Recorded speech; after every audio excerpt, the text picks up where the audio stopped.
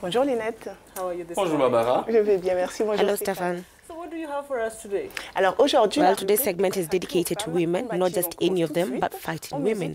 We immediately started music with a very good initiative, the collective African Amazons. Quelques-unes des plus belles voix du continent africain, entre autres la It is a project that brings together some of the greatest voices of the African continent, among them Angélique Kidjo, who needs no introduction, et bien d'autres. Au final, on a the plusieurs Nigerian singer Nneka, Mariam Doumbia, of the duo Amadou and Mariam, and many others. In the end, we have several generations of African singers and a message to stop the violence against women all over the world. It is a very nice project whose profits will go to the benefit of the Pansy Foundation. It is a foundation of Dr. Dennis Mukwege, dubbed the man who repairs women. He has dedicated his life in the DRC. For those of you who are discovering this initiative, here's an expert from the song.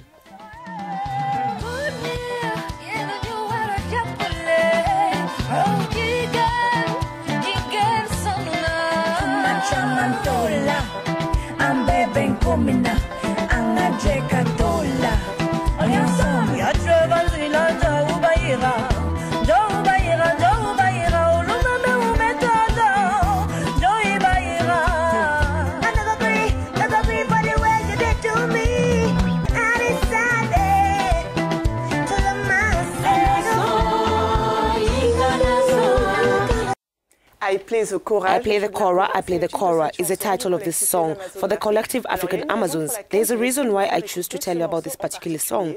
This is because its title is a symbol of the struggle for gender equality. Wherefore? Because it is derived from the name of a musical instrument, kora. The kora, like the balafon or the tam-tam, is an African musical instrument. It is from West Africa, and traditionally several centuries ago it was played by griots, the storytellers, poets, etc., who used to sing it the praises of great men or tell stories. And this instrument, which is a true emblem of the Mandinka Empire, which spanned many countries such as Senegal, Gambia, Guinea and Mali, it was exclusively reserved to men. Women were not allowed to touch or play. Today, the kora has been exported. Many musicians are playing around the world. Take a listen.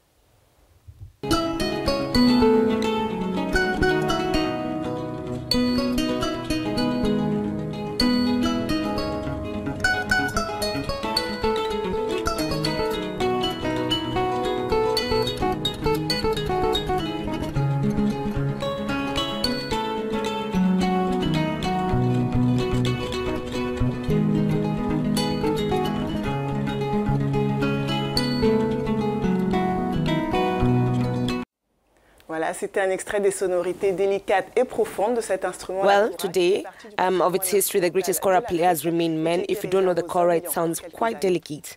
Voilà, Barbara, on en sait un peu plus. You talked about where the title of the song comes from.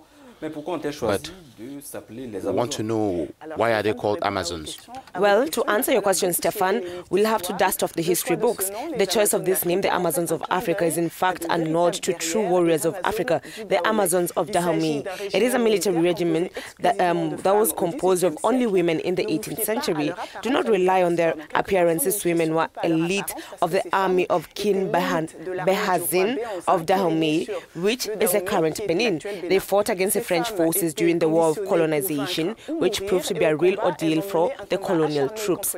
Because these thousands of warriors were conditioned to defeat or die, generally during the fighting they beheaded their enemies and branded their heads to frighten their opponents. But the valor in combat was not enough, because Benin eventually capitulated against the colonial army. So, who say that the women do not know how to fight? These women are the Amazons of Dahomey. Voilà, c'est tout pour la rubrique aujourd'hui. That is all for the culture segment today. I will be pleased to meet you again next week to explore again the richness of African culture. Goodbye.